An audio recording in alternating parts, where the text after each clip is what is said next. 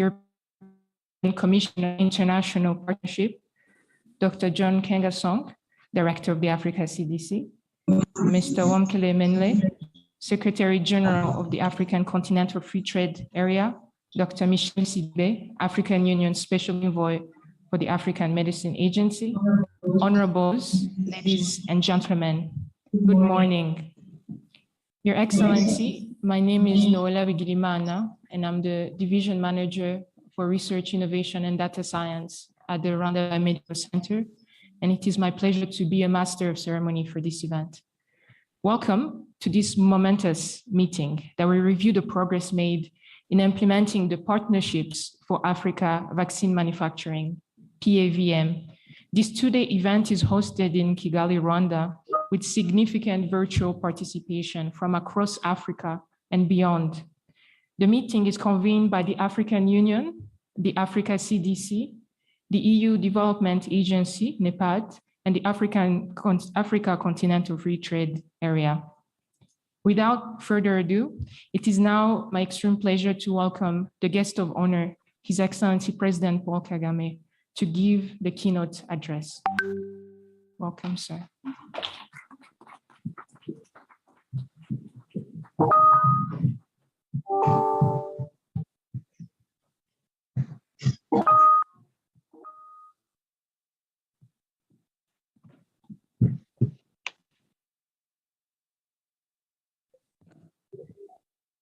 Excellencies, representatives of heads of state,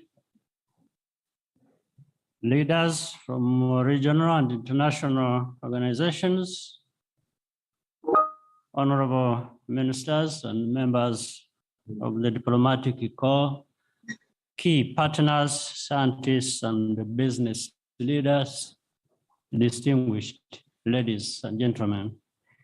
A good morning to you all, and welcome.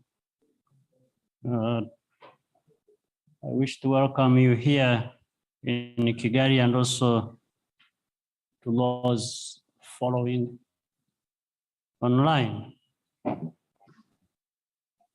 Since the inaugural meeting of the Partnership for African Vaccine Manufacturing 8 months ago, significant progress has been made. I commend the African CDC, led by Dr. John Kengasong, for taking the lead in this historic initiative with the support of the African Union Commission. Other partners and leaders, many of whom are represented here today, have also made decisive contributions to advancing this agenda. This joint effort has helped to prevent Africa from being yet again an afterthought. But we still have a lot of work to do.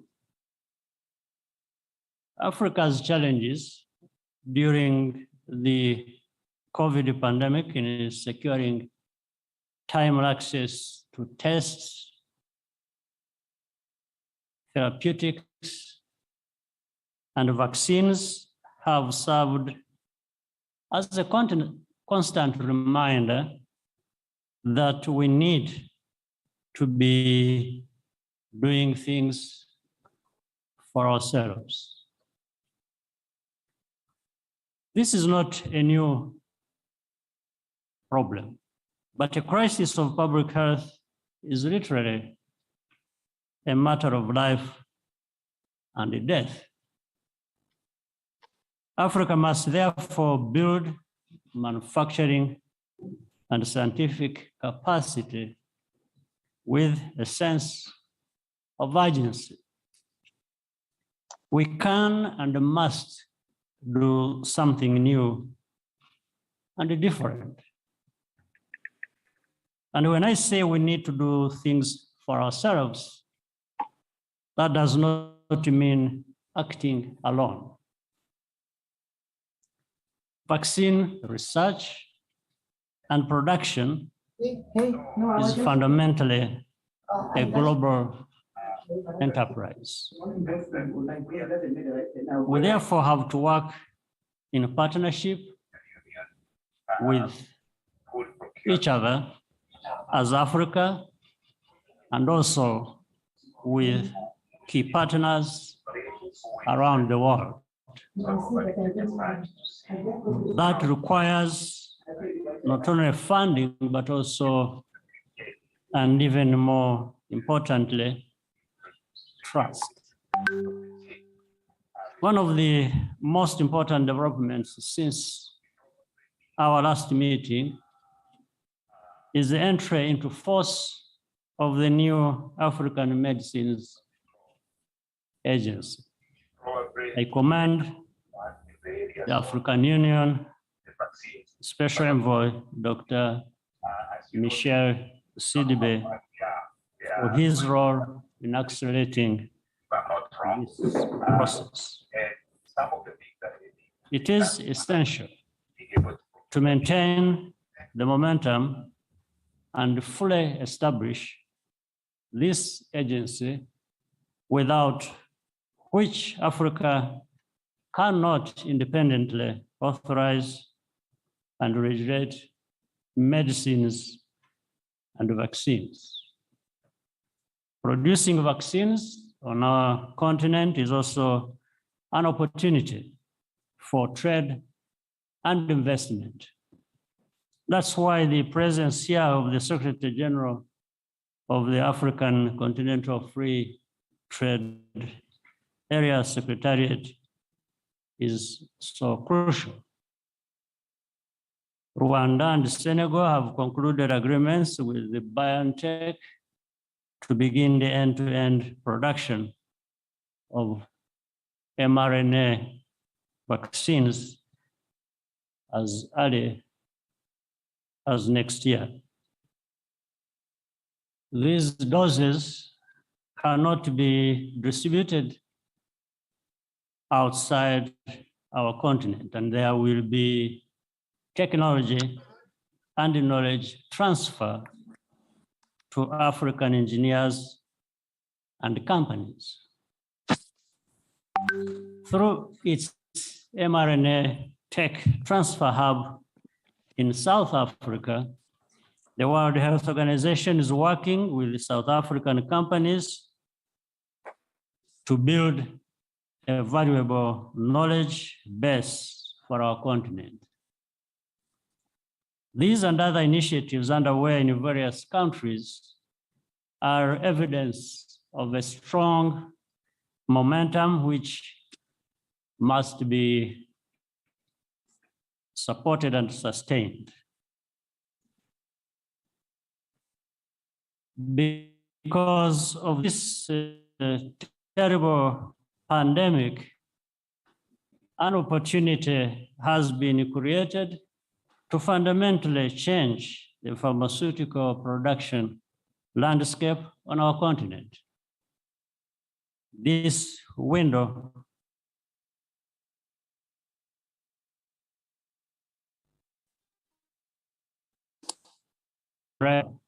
now is the time to act decisively and quickly together as Africa and also globally. I wish you a successful conference, and I thank you for your kind attention.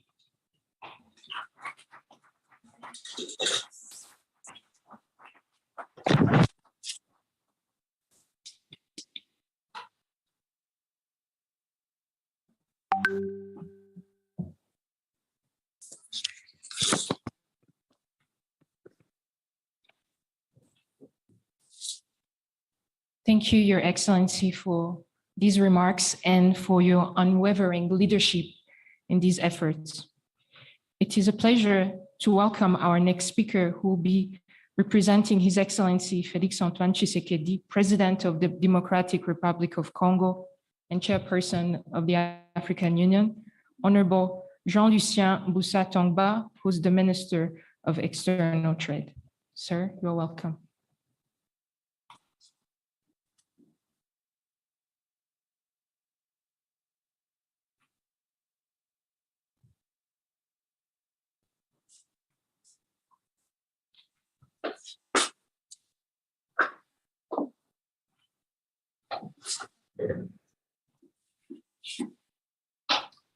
Excellences, Monsieur le Président de la République du Rwanda, Excellences, Monsieur le Président de Madame le Vice-président de la Commission de l'Union africaine, Excellences, Monsieur le Secrétaire général de la zone de libre-échange continentale africaine, distinguées personnalités, Mesdames et Messieurs, au nom de son Excellence Félix Antoine Tshisekedi Tshilombo, Président de la République démocratique du Congo, chef de l'État, qui a bien voulu que je le représente dans ces importantes assises, je voudrais avant toute chose remercier son Excellence M. Paul Kagame, Président de la République du Rwanda, pour avoir bien voulu abriter cette réunion, ainsi que pour l'accueil chaleureux réservé à toutes les délégations, et particulièrement à celle de la République démocratique du Congo. Je voudrais également, par la même occasion, remercier les organisateurs spécialement, le président de la Commission de l'Union africaine, ainsi que toutes les structures impliquées pour la tenue de cette importante réunion au regard du sujet que nous abordons ces jours. Depuis près de 2 ans, le monde fait face à la pandémie de Covid-19, qui s'est montrée persistante et dont les variantes ne cessent d'être découvertes. La dernière en date étant la variante Omicron qui inquiète tous les pays du monde. Il en est de même des conséquences de cette pandémie sur les économies et les systèmes de santé africains. Mesdames et messieurs, en août 2020, pour faire face aux besoins urgents et pour lutter efficacement contre la pandémie de Covid-19, le Bureau des chefs d'État et des gouvernements de l'Union africaine a approuvé la stratégie de développement et d'accès aux vaccins. L'objectif visé est d'immuniser une masse critique de la population africaine d'environ 60% d'ici fin 2022. Et pour cela, l'Afrique doit accélérer sa capacité de production de vaccins de moins de 1% actuel à 60% d'ici 2040. Aussi, le président en exercice de l'Union africaine et président de la République démocratique du Congo porte depuis avril 2021 l'initiative sur la fabrication des vaccins en Afrique, ce qui justifie notre mobilisation tous azimuts pour faire le point sur les progrès réalisés, accélérer le mouvement et concrétiser notre engagement pour la résilience de nos économies et le bien-être de nos populations, garantir à nos populations un accès facile aux vaccins. Mesdames et messieurs, la pandémie de Covid-19 ne doit pas nous faire oublier les autres priorités de santé publique, telles que le VIH, l'Ebola, le paludisme, la tuberculose, la rougeole, le diabète, les hépatites virales et les maladies cardiovasculaires, pour ne citer que celles-là. Ceci appelle la responsabilité des leaders africains à donner des réponses concrètes pour la production des services médicaux vitaux en général et ceux liés à la pandémie de Covid-19 en particulier. Par conséquent, nous devons être capables de produire sur les continents africains des médicaments dont nos populations ont tant besoin. Il nous faudra, entre autres, miser sur l'Agence africaine de médicaments. La République démocratique du Congo, en raison de ses capacités historiques actuelles, en matière de production de médicaments notamment, l'existence des ressources humaines qualifiées, des intrants et des laboratoires de contrôle de qualité de médicaments, est prête à faire sa part pour les succès de cette agence. La force de l'Union africaine est dans l'union de ses forces. En effet, comme le dit si bien un proverbe africain, si tu veux aller vite, marche seul. Mais si tu veux aller loin, alors marchons ensemble.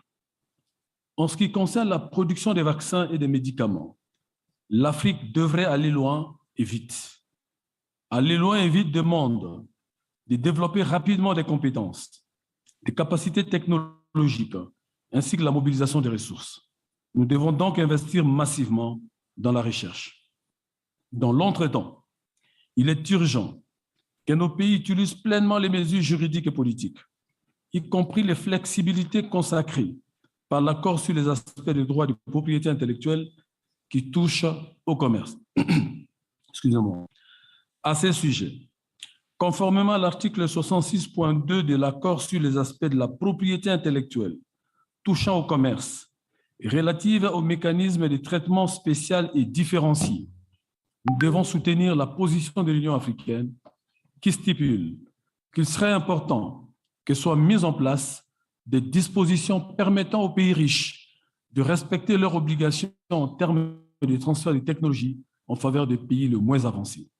Excellences, Monsieur le Président de la République, distingués invités, Mesdames et Messieurs, nous pouvons relever les défis que nous lance la pandémie de Covid-19. On sait qu'elle constitue une occasion de repenser nos systèmes de santé afin de les rendre plus résilients. Oui, nous le pouvons. En effet, plus récemment, les travaux des chercheurs congolais ont permis de trouver les traitements contre la maladie à virus Ebola. Bien plus, la mise sur le marché de 2 médicaments anti-Covid, à savoir le Manacovid et le Duba-C, a démontré la capacité de l'Afrique à contribuer aux efforts mondiaux de lutte contre cette crise sanitaire. Il est donc impératif que cet élan se poursuive et que nos forces soient mutualisées en vue de résorber la crise née de la pandémie de Covid-19 et nous projeter vers le développement durable. Autant dire, la tâche est à notre portée. L'agenda 2063 envisage une Union africaine audacieuse, confiante et efficace, capable de faire face aux défis multiples qui se présentent à notre continent. L'Afrique doit passer de l'aspiration à l'action.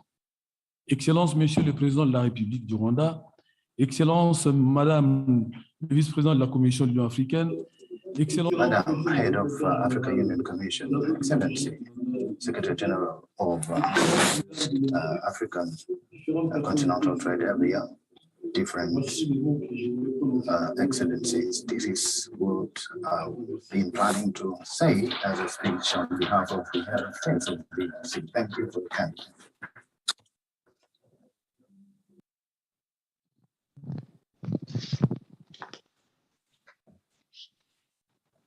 Merci pour ces allocutions, honorable Boussa Tambo. Thank you. Honorable Boussa Tambo. It is Welker who will be representing His Excellency Abdel-Fattah al-Sisi, the President of the Arab Republic of Egypt, Honorable Dr. Khaled Abdel-Ghaffar, Minister of Higher Education and Scientific Research and Acting Minister of Health and Population, will deliver a virtual statement on behalf of His Excellency President el-Sisi. Thank you very much. Your Excellency, Mr. Paul Kagame, President of Rwanda and the Chairperson of the UDA and NIPAD. Sandwich, I'm getting the shakes. Your Excellency, Mr. Flex Tshisekedi, Chairman of the African Union and President of the Democratic Republic of Congo. Your Excellencies, President of African countries, esteemed Director General of UN specialized agencies, the WTO, esteemed and distinguished guests.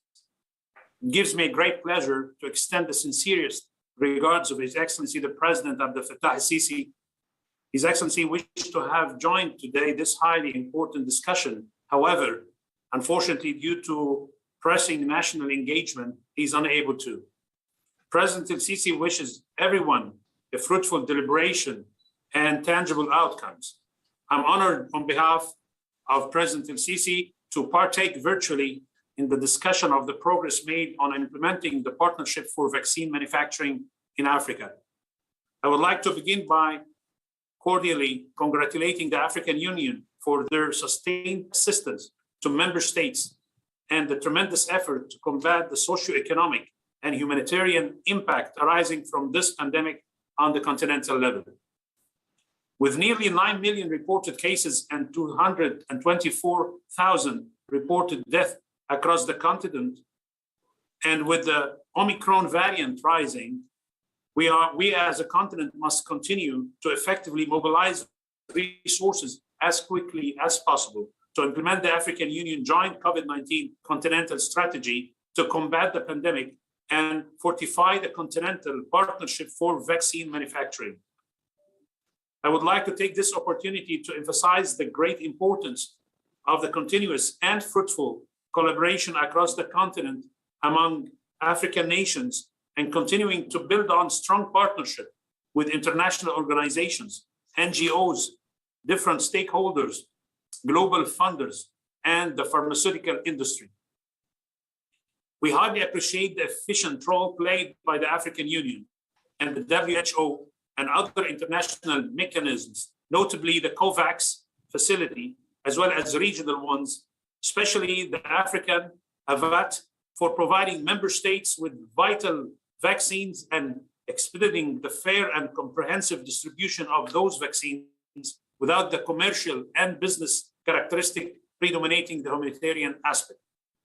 In the same context, I would like to highlight the great importance of reaching an international strategy to improve the access of medicines and vaccines, with the most significant focus on the importance of technology transfer.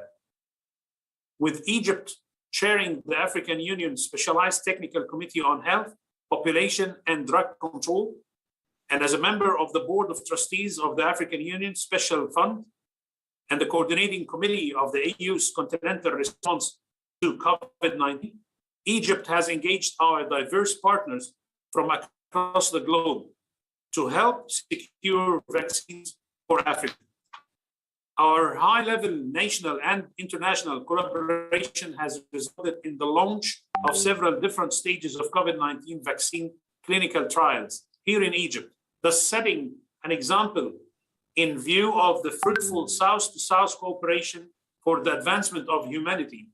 Another important thing to mention is for the first time in Egypt, Egypt is building her own vaccine technology, and we finished successfully with the preclinical studies, and we have started the first stage clinical trial for the Egyptian vaccine Covivax, and delighted to share this new experience with our sisters and brothers in Africa. Egypt has also successfully produced locally 25 million doses of Sinovac Vera vaccine within our pharmaceutical facilities, which has largely covered domestic needs.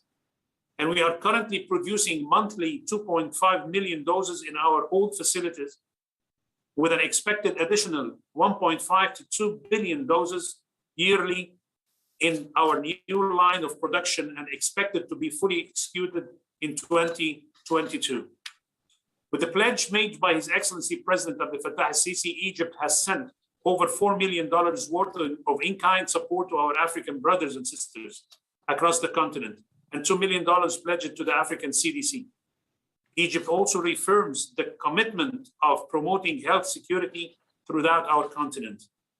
We will work together hand in hand and inclusively on fulfilling the African Union 2063 agenda and the UN 2030 agenda, achieving healthy and well-nourished citizens and good health and well-being for all people. I'm pleased to announce that earlier in September 2021 and November of this year, a technical mission from the WHO headquarters in Geneva and the MRO visited Egypt's vaccine facilities, sites in Aguza and 6th of October, and assessed the capacity of the Egyptian Drug Authority in its way of escalating them from maturity level 2 to maturity level 3, which is expected to be achieved by January 2022. This would make the nationally produced Sinovac Vera vaccine and other vaccines with the WHO EUL vaccine as a native Chinese Sinovac vaccine. With the current mass production, Egypt amended its vaccination strategy and started vaccinating lower risk age group, such as university and high school, normally again. Egypt is now moving from the bulk ready-to-fill production of complete domestic manufacturing with complete technology transfer as of 2022, and we can certainly share this with our sisters and brothers in Africa. We have also an ongoing strong partnership with Serum Institute of India for local production of 8 types of compulsory vaccines for Egypt and for other African nations. I would like to reassert once again that Egypt has engaged Gavi to establish the African Regional Vaccination Hub in Egypt, setting a technical hub in the continent that would act as a gateway to immunizing all African children. The continent is in dire need of restructuring its vaccine protocol, capacity building, logistical support, transfer of know-how, and technical support in the production line and supply chain. In this context, I reassure you of Egypt's commitment to continue and historic and current support within the initiatives taken to serve equally the Egyptian and the African health sector, thus enabling our people to receive the best healthcare possible. We must unleash economic and technological growth, not for the few, but for the many. That is only achievable through strong partnership. The pandemic, which has brought the world grief and sadness, disruption to our daily life, as we know them before 2020, along with the economic and financial burden on almost every family worldwide. It has taught us that whatever our differences are, we belong to one humanity. And that is a true recovery from the pandemic requires rigorous effort to meet the hopes of our people and be worthy of their trust. With strong political will, determination, and inclusiveness, we are rebuilding a more just and a comprehensive global economy and healthcare system, where everyone has their equal right to receive the best services available. Finally, I renew my appreciation and endless gratitude to all healthcare workers and the world's front line of defense that have saved the lives of millions and continue to do so selflessly and tirelessly. Every minute of their relentless effort bring us closer to a normal life again, and I thank you very much.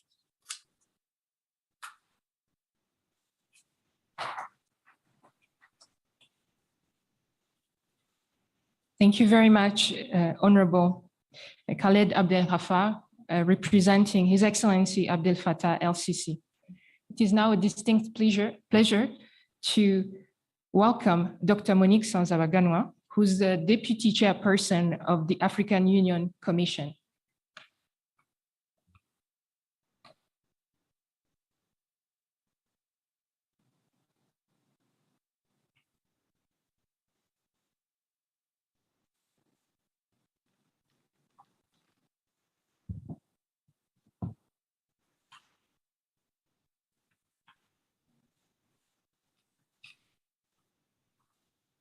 Your Excellency, President Paul Kagame of the Republic of Rwanda and Chairperson of the AUDA NEPAD, Your Excellencies, Minister representing His Excellency President Felix Antoine Tshisekedi Chilombo, President of the DRC and the Chairperson of the African Union, Your Excellency, Honorable Minister representing His Excellency President Abdel Fattah el-Sisi of the Arab Republic of Egypt, Your Excellencies here in the room and online, good morning. It's indeed on behalf of the Commission and the African Union institutions, we have them aligned, the Africa CDC, the AUDA NEPAD, the Africa Continental Free Trade Area, and Your Excellency, very soon we'll be having AMA in the list. On behalf of our chairperson of the Commission and my own, we are glad to be here, and thank you, Your Excellencies, for honoring us. And our host, thank you for accepting to host this important event. The Partnerships for African Vaccine Manufacturing was established by the African Union this year to deliver a bold goal, namely enabling the African vaccine manufacturing industry to develop, produce, and supply over 60% of the total vaccine doses required on the continent by 2040, up from less than 1% today, with an interim goal of 10% by 2025 and 30% by 2030. African leaders gathered in April this year about a path to achieve this ambition. They agreed on the need for a robust continental strategy adapted to regional specifics, namely a framework for action. FFA, we'll be using this jargon throughout this conference. Since then, the Africa Centers for Disease Control and Prevention, Africa CDC, has worked with stakeholders across the continent to shape a detailed framework for action that lays out the key interventions required to enable development of a sustainable vaccine manufacturing industry in Africa. Your Excellencies, Africa needs a more holistic public health approach to safeguard the health and economic security of our continent as it strives to meet the aspirations of the Agenda 2063 for Africa. A new public health order for Africa will require continental collaboration, mainly in the following aspects. One being bolstered African manufacturing capacity for vaccines, diagnostics, and therapeutics. Secondly, strengthened public health institutions for people-centered care. Thirdly, expanded public health workforce. Fourthly, respectful, action-oriented partnerships. And last but not least, engagement with the private sector. So this new public health order is of paramount importance in prioritizing African vaccine manufacturing as an African solution.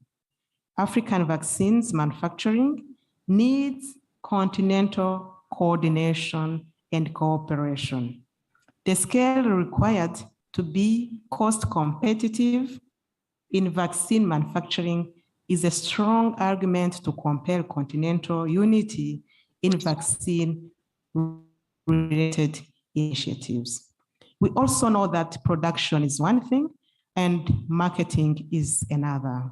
So that's why the recently concluded Executive Council of the African Union has taken a decision actually to operationalize the Africa medical supplies platform along other mechanisms, including this very one, the PAVM.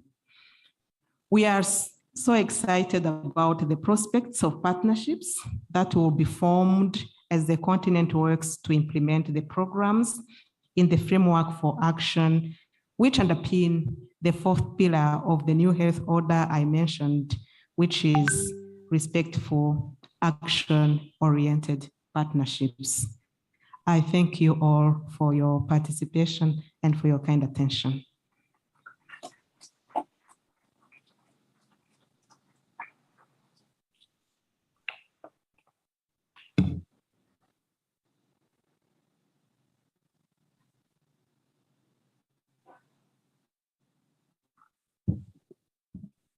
Thank you for those remarks, Honorable Dr. Monique Sanzabaganwa, for being a convener for today's meeting.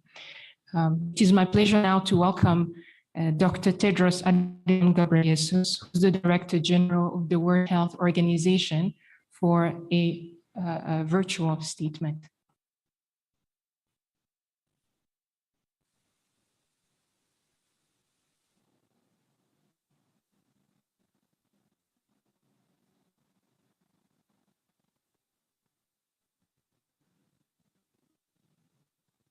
Thank you so much, moderator.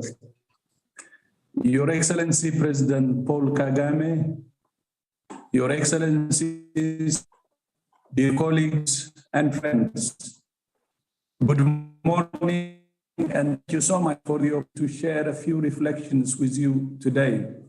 When we last spoke in April, vaccines had already been rolling out around the world for 4 years. Since then, some countries have managed to vaccinate the majority of their population and well on their way to widespread coverage with boosters. But back in April, most of the world's countries, including most African countries, did not have anywhere near to cover all health workers, never mind durations. That remains the case. More than 80% of the world's vaccines have gone to G20 countries. Low-income countries, most of them in Africa, have received just 0.6% of all vaccines. WHO has on all countries to do everything they can to achieve WHO's global target, 2% of the population of all countries by the end of this year, and 70% by the middle of next year. More than 100 countries still have not reached the 40% target, and more than half of those, mostly in Africa, are at risk of missing it by the end of the year, mainly because they cannot access the vaccines they need. We have often said as long as vaccine inequity persists, the opportunity the virus has to spread and mutate ways no one can prevent or predict. And so we have Omicron. I thank South Africa and Botswana for rapidly detecting, sequencing, and reporting this new variant. It's deeply disappointing to me that some countries continue to block direct flights from Southern Africa due to the Omicron variant. The persistent inequity in access to vaccines and the emergence of the Omicron variant show why the world needs more widespread regionally based vaccine production, as well as industry reform to share this vital global health public goods, technology transfer, sharing of know-how, and training. At the same time, there has been progress since we last met in April. First, as you know, a month ago, the Africa Medicines Agency Treaty entered into force, paving the way to improve the quality, safety, efficacy, availability, and affordability of medicines and vaccines across the continent. We will continue to provide technical and financial assistance to Africa Medicines Agency until it's up and running. Second, Egypt, Morocco, Rwanda, and Senegal have all signed agreements or memorandums of understanding for COVID-19 vaccine manufacturing in their countries, and Algeria has begun production. Third, WHO and partners have established an mRNA technology transfer hub in South Africa to boost vaccine production on the continent. It brings together WHO, the Medicines Patent Pool, African Biologics Limited, the Biologicals and Vaccines Institute of Southern Africa, and the Southern Africa Medical Research Council, and the Africa CDC. Fourth, WHO has established a vaccine industry talent development program in partnership with MasterCard Foundation that will focus in Africa. And fifth, the coordinated development of local manufacturing capacity on the continent in partnership with the Team Europe initiative on manufacturing and access to medicines, vaccines, and health technologies. At its summit in October, the G20 issued a declaration saying it would support increasing vaccine distribution, administration, and local manufacturing capacity in low and lower middle-income countries. This includes support of technology transfer hubs, such as the newly established mRNA hubs in South Africa, Brazil, and Argentina, and through joint production and processing arrangements One of the biggest challenges we face is increasing the supply of skilled workforce with training biomanufacturing. Even before the strengthening local production in Africa would be an essential part of our continent's journey towards universal health coverage. So this is not just about COVID-19. There will always be more disease outbreaks and epidemics. That's why local production of vaccines is so critical. WHO remains committed to working with the African Union, its member states, the Africa CDC, the African Medicines Agency, and the Partnerships for African Vaccine Manufacturing to support the development of domestic vaccine manufacturing capacity as part of our shared efforts to build a healthier, safer, fairer future for Africa. I thank you. Back to you, moderator.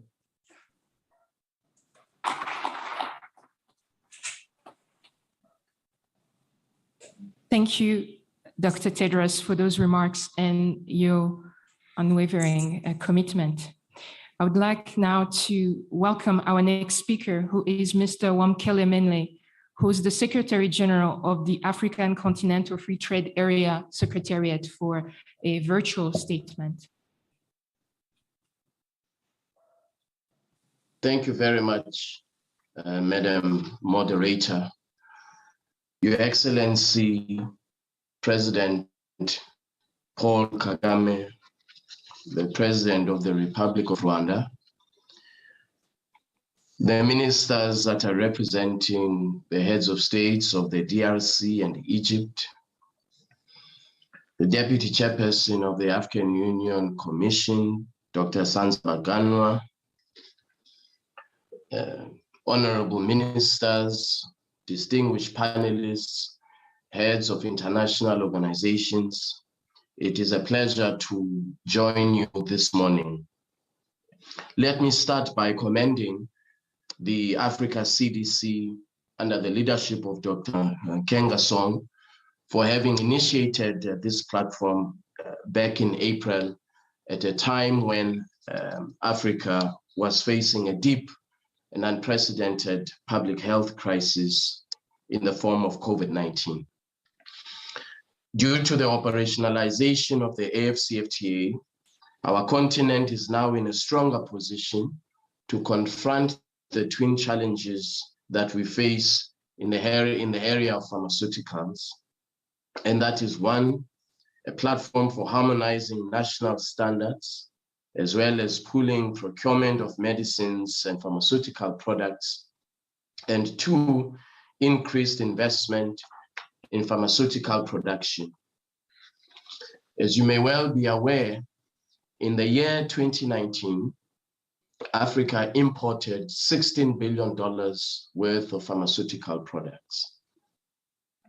The regulatory institutions in Africa can now leverage the Afcfta to build the continent's research and development capacity, harmonize regulations in drug registration, and ensure compliance with best practice and international standards.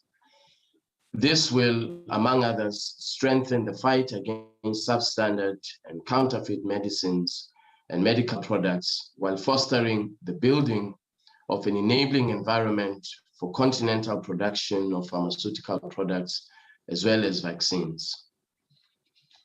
The COVID-19 pandemic has intensified the need for African countries to enhance capacity to produce pharmaceuticals and vaccines, as well as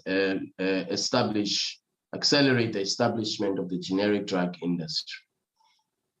This provides an opportunity for African investors to invest in the pharmaceutical sector, as well as for technology supporting these investments in Africa.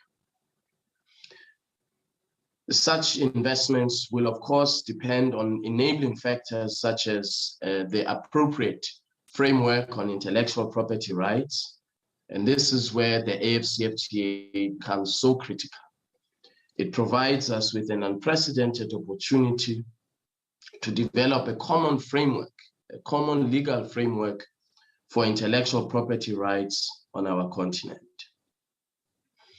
In this context, institutions such as the African Organization for Standardization, also the soon-to-be-established African Medicines Agency, and of course our partner, the Africa CDC, have important roles to play in the harmonization of standards and regulation of medical products to improve access to quality, safe, and effective medical products in Africa.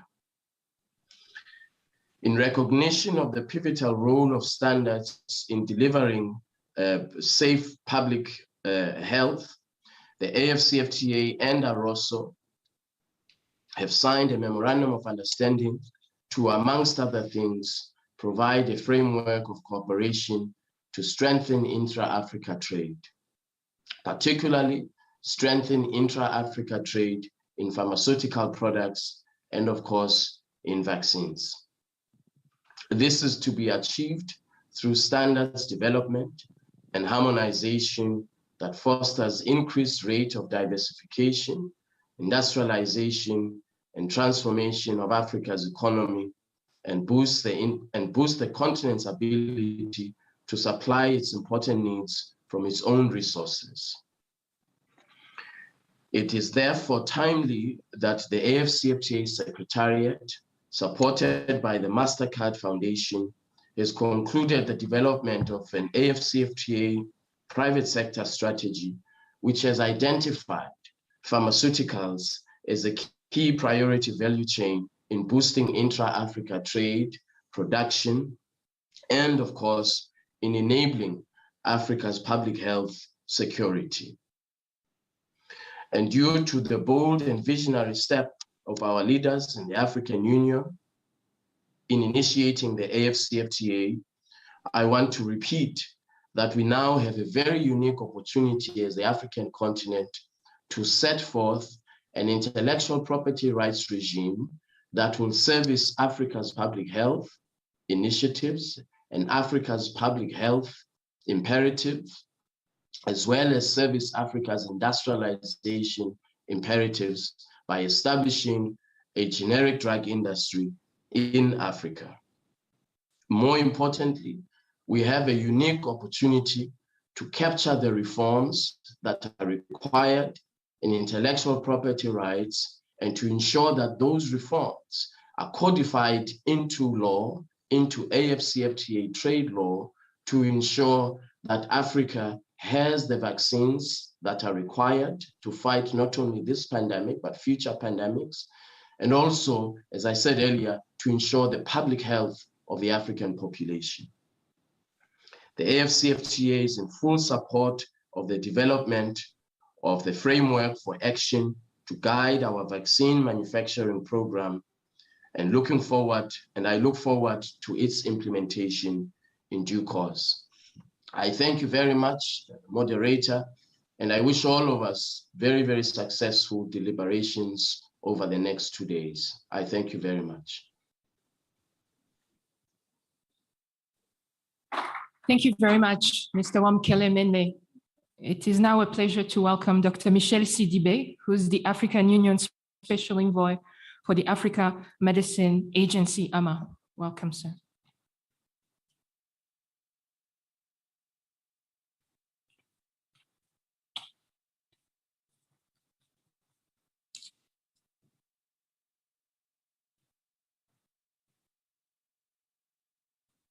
Your Excellency, President Kagame, let me start by thanking you for hosting this timely and topical meeting.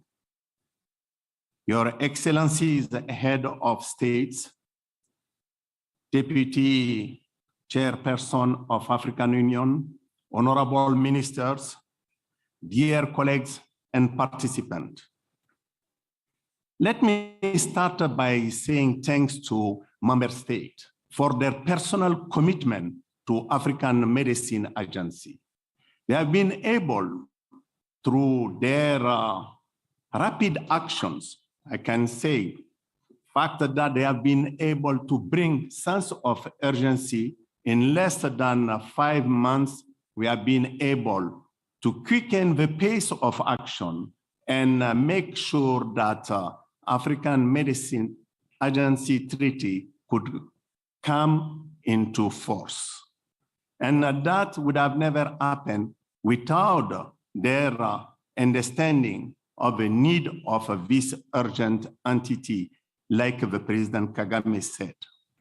I want to say from the beginning that, of course, we are faced, like you heard from all the different interventions, with unprecedented global health crisis, characterized by unprecedented inequity. But it is not just a global health crisis. We can see that it is a political crisis, it is a social crisis, it is even economic and human security crisis. We are seeing in one side people who have been completely left behind. In our continent, we can say that even today, we have more than 1 billion people who didn't have one single dose of vaccine.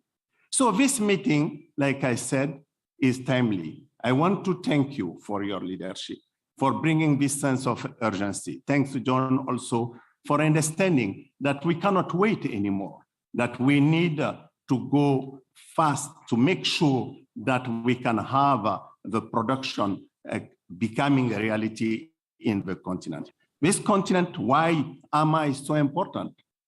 This continent is representing almost 18% of the world population. But with, I can say, 25% of the disease burden in the world. So with less than 1% of the vaccine produced in our continent, less than 3% of the medicine we are consuming produced in this continent. So of course, we need to break this dependency. We need to reduce that one. And we cannot do it if we don't start reinforcing our regulatory system. Why? Because the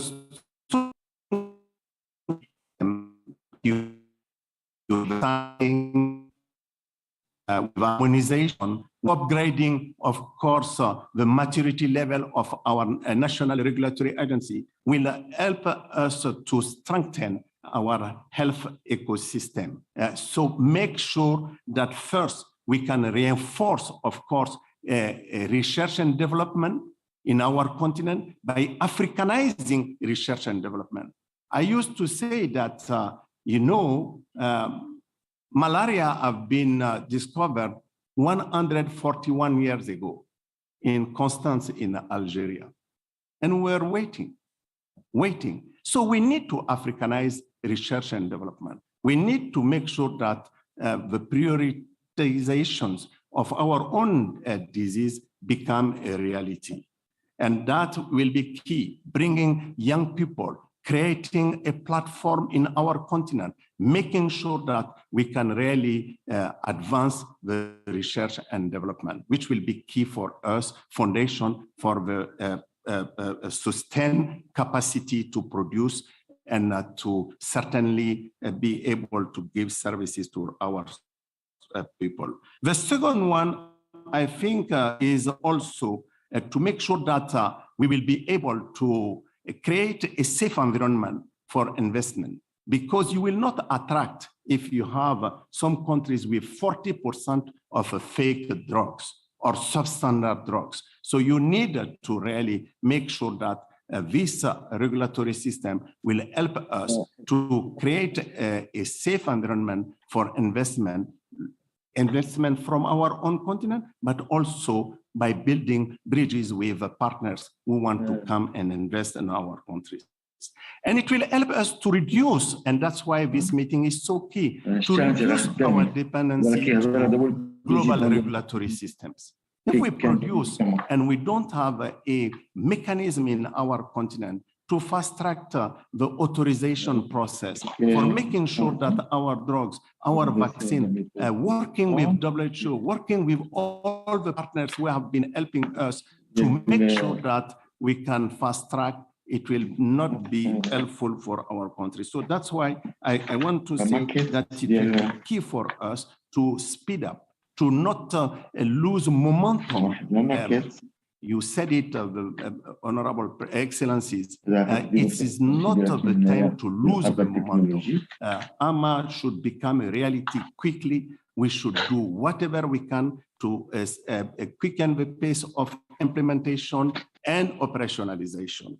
It will help us also, certainly, finally, to tap on what I heard on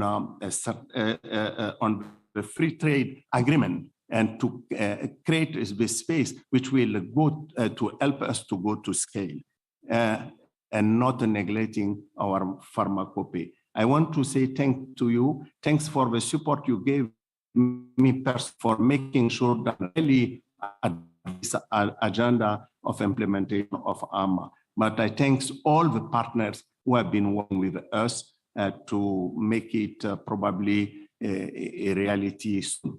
Thank you very much.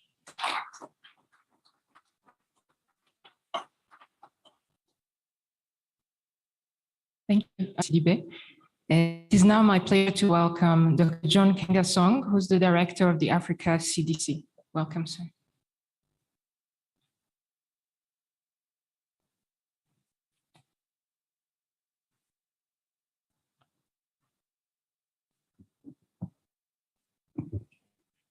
Excellency, President Paul Kagame, representatives of all of head of states present here today, honorable ministers, ambassadors, greetings on behalf of the Africa Centers for Disease Control and Prevention. It's truly an honor for me to be here this morning to present the objectives of this meeting and give you an update of where we are since the famous and historic meeting that we hosted in Addis Ababa via Zoom on April the 12th and 13th. Let me perhaps start by expressing my sincere thanks to a few members of our team that are here under the leadership of Dr. Nikesh Dembi, Dr. Ebere Okereke, and the whole Africa CDC team. They have been working tirelessly to bring us here together. I also want to recognize the strong support from some of our partners, Professor Senat Fesihat, who has been really a champion in the conception of what the journey we had worked to implement.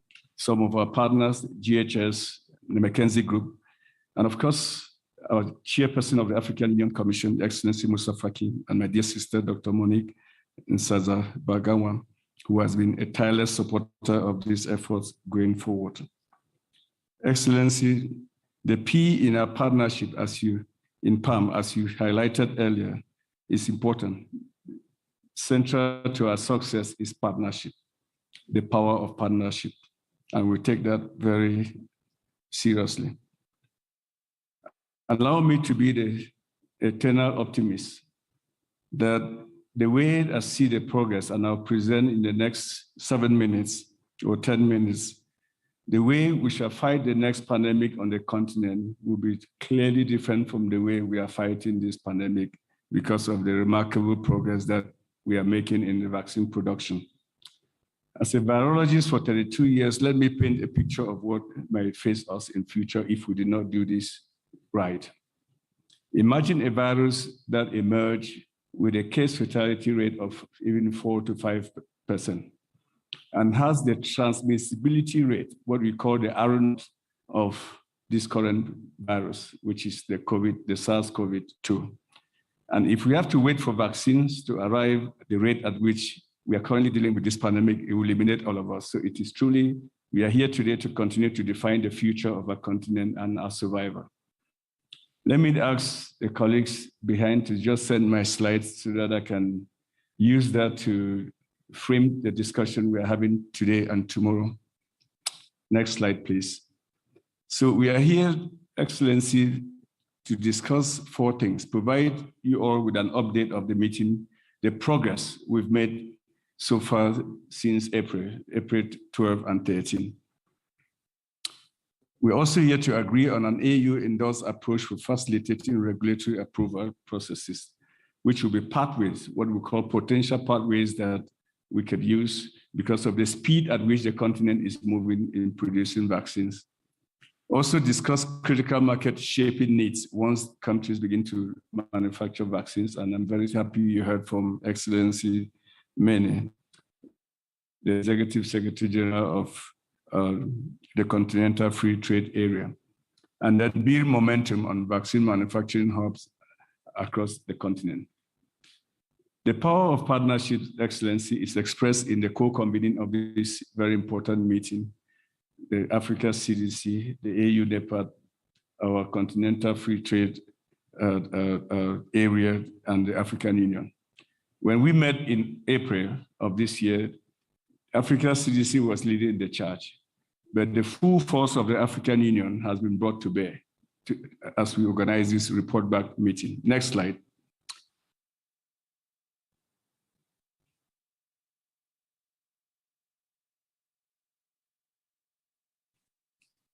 Next slide, please. So, as has been expressed by several speakers before me, this is our situation. This is the situation we framed in April of this year. We said we import 99% of our vaccines, and next slide, and only manufacture 1% of our vaccines. About 12 million doses are manufactured in Africa, a continent of 1.2 billion people. Next slide. And the consequences of that is what we are dealing with today, and Dr. Tedros framed this very nicely. As we speak today, next slide, we as a continent have immunized fully just about 7% of our population. Can you just go forward, please? Yes, about 7% of our population has been fully immunized. And you begin to imagine how long would it take for us to move from 7% full immunization to 70% full immunization by mid next year? So that is the obvious task we have in front of us. You also heard from Dr. Tedros about the new variant. The consequences of lack of such scale vaccination is leading us to emergence of new variants. And just know what a variant will emerge in future. With this, then, I call for a continent and the world not to panic, but to, with a very level head, find ways we can fight this variant, but develop systems that will enable us to tackle the next variant. Next slide. So, Excellency, the Deputy Chairperson of the African Union Commission touched on the new public health order the African Union and Africa CDC is promoting. But let me expand on the third pillar, which is the need to expand on vaccine manufacturing, diagnostics, and pharmaceuticals. I really insist on diagnostics. For the past 40 years, we've lived with HIV/AIDS, and I'm happy that my dear brother, Michel Sidibe, is here, who ran the UN/AIDS for so many years, and would testify that a continent of 1.2 billion does not have one company that produces a simple HIV rapid test, We don't.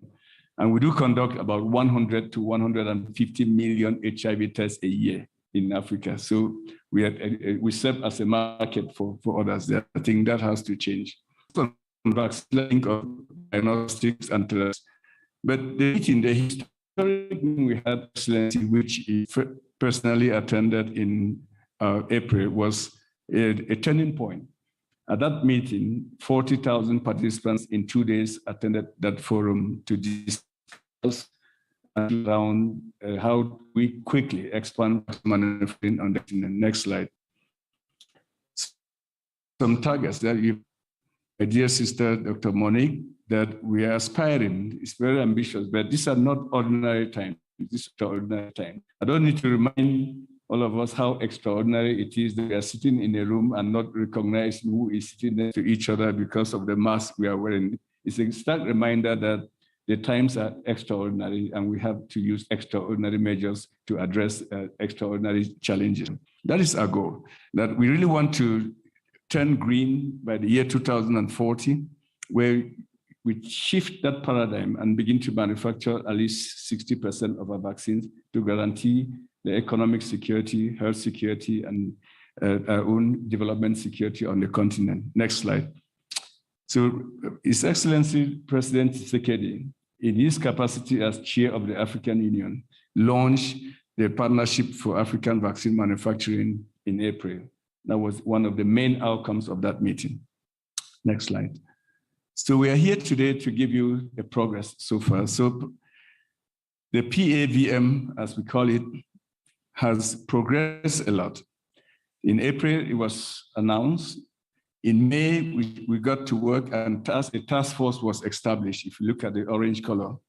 And by December, a framework has been developed, a framework I will unveil very shortly that brings all parties together so that we have the whole ecosystem that defines from end to end how if a country wants to engage in vaccine manufacturing, what is the roadmap for that as a continent. The African Union Executive Council approved the PAVM, the PAM, as an instrument for coordinating our vaccine manufacturing in October. And we are here today in December to give you an update. And you see a remarkable updates of what we have collectively achieved since April. Next slide. So the PAVM, or the Partnership for African Vaccine Manufacturing, has four major objectives. One is a stewardship for a continental strategy. We're offering a platform.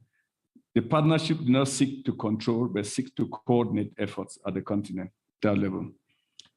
We're looking for support so that we direct support and align the country needs and aspirations to play an intermediation and partnership role between member states and the global community, and to communicate updates as necessary. Next slide.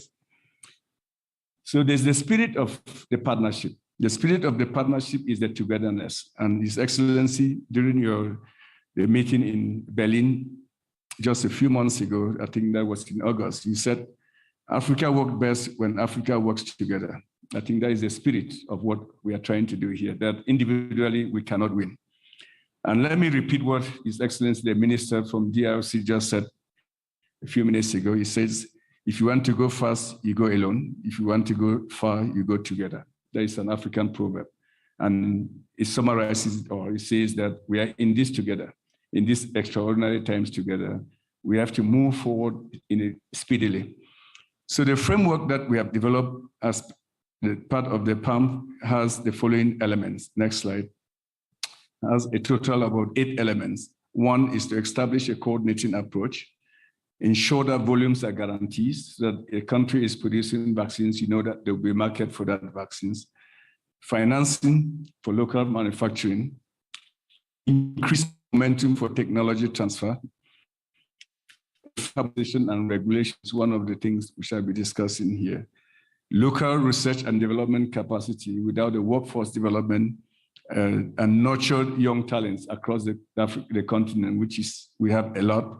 Improve basic infrastructure, and lastly, improve the infrastructure locally. So those are the key elements or components of what this the coordinating framework, the PAM, is all about. Next slide. So this is some programs. You can actually read this in 2 dimensions.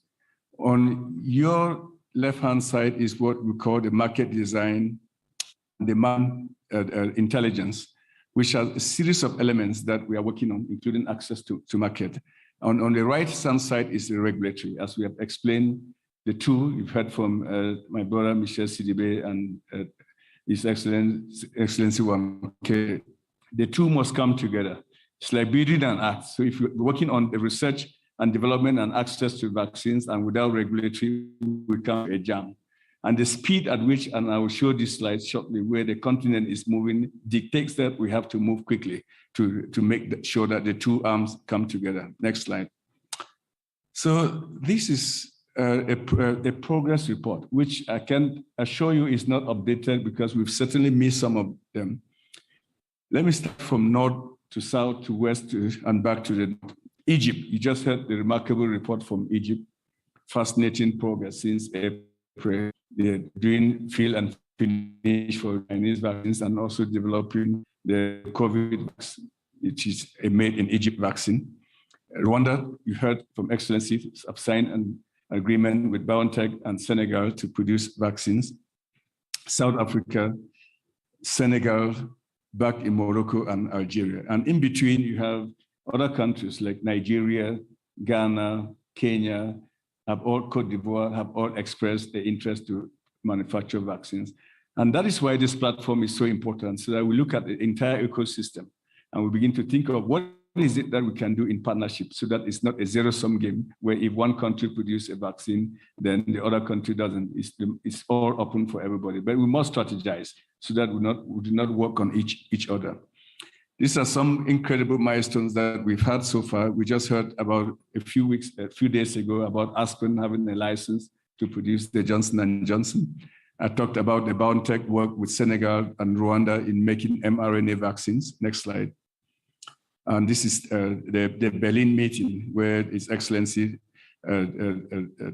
Paul Kagame and His Excellency Macky Sall were all present there to discuss work on vaccine manufacturing in partnership with BioNTech. Next slide. Morocco, we've heard about the experience of Morocco. I was there in Morocco first night to see what is going on. Egypt, we heard about their progress. Next slide. So this is some, the president mentioned about the impact of this meeting. So the meeting that we had in April has had legs. We have physically, as Africa CDC, gone to several of the countries that are producing vaccines to see what is going on the ground. Yeah, here we are. I'm actually there in South Africa at the Aspen factory, holding a vial of the vaccine, the Johnson & Johnson vaccine. Very emotional to see that production line, how the vaccines were coming out from that manufacturing side there. We all wear the white things and cover, but that vial that I'm holding there is really symbolic. Next slide. And this is our team in Egypt. I mean, Dr. Nikesh and the team and the Deputy Director of Africa CDC were at Vera in Egypt to see what is going on in Egypt and to lend our support and review that. This is my visit to Senegal just a few weeks ago at the vaccine construction site in the new city that Senegal is setting up to produce vaccine with the Pasteur Institute, Dr. Amadou Sall. Very emotional to see that we're moving from discussions to actions, and the actions are very concrete actions that will drive the continent forward. Next slide. Nigeria has developed a blueprint or a roadmap on how to develop vaccines on the continent. Next slide.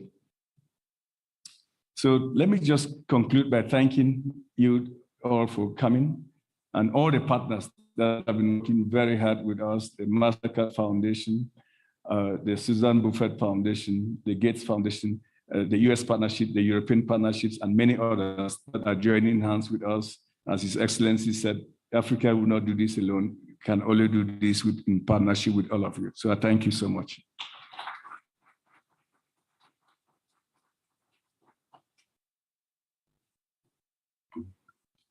Thank you so much, Dr. Kengasong. We have now come to the end of this opening ceremony. Your Excellency President Paul Kagame, we are grateful for making the time to be with us for this important meeting. To our guests, we wish you fruitful discussions. Ladies and gentlemen, please rise as the guest of honor departs.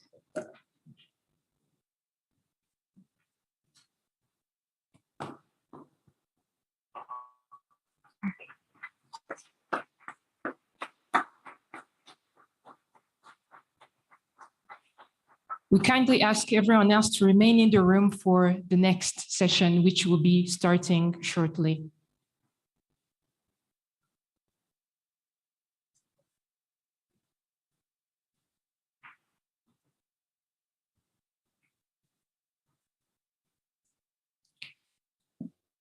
Thank you very much. You may be seated.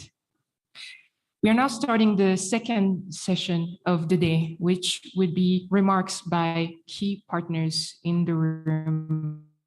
We'll start by remarks from Ms. Huta Ofilan, the AU Commissioner for International Partnership, giving her remark virtually. Your Excellencies, distinguished guests, I'm very honored to join you, even though I would have preferred to be with you in Kigali. A month ago, I was there, and we did some of you on ways to strengthen the partnership between our two continents, between Africa and Europe. I look forward to continuing working together towards summit in the spirit of partnership and trust. I want to first stress that I'm extremely thankful for the work and sharing of information by Africa regarding Omicron.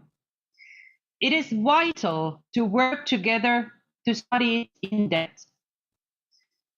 Through our pandemic, we have known that no one will be safe until everyone is safe, implying vaccine equity. And still today, unfortunately, we are far from this. Team Europe, EU member states have exported more than 1.4 billion doses to partner countries and pledged over 3 billion euros to COVAX only. We are also committed to share at least 700 million doses by mid-2022. So far, over 350 million doses have been donated. Nearly 118 million doses have been delivered by COVAX or bilaterally, and 48% to Africa. We must and we will do more, particularly in Africa. True resilience means ensuring that countries have strong health systems. The ability to produce life-saving vaccines and medicines is key. And this is why, in May, to support the African Union's ambition to boost manufacturing capacities for vaccines and health technologies in Africa, we, the European Union, launch our Team Europe initiative. We will invest to improve infrastructure, technology, regulatory frameworks, and the enabling environment. Now, we are not only committing to deliver, but delivering on our commitment. Programs are underway in Rwanda, Senegal, and South Africa. We see increasing engagement of industrial partners on the continent, including European ones, such as BioNTech. In Rwanda, the European Investment Bank has put together 27 million euros package to support the Rwanda Biomedical Center and its research and development. On the regulatory side, the EU delivered an initial support package to the Food and Drugs Authority. Meanwhile, in South Africa, the EU's development finance institutions joined the IFC consortium in support on the Aspen Institute. The EU also supports the World Health Organization's initiative to establish a technology transfer hub for vaccine production based on mRNA technology. And in Senegal, Team Europe supports large-scale investment in vaccine production by the Institut Pasteur in Dakar with other support measures. And dear friends, this is just the beginning. We will leverage best practices and relationships to develop more manufacturing hubs in more countries. This will be a main outcome of the upcoming African Union-European Union summit. At the regional level, the EU supports establishing the African Medicines Agency. Just as the EMA was a game changer in Europe, AMA could have a transformative impact in Africa. COVID-19 is not the only threat, as there are far more deadly infectious diseases on the continent, such as malaria. We hope that the investment will address more devastating diseases of tomorrow. Thank you.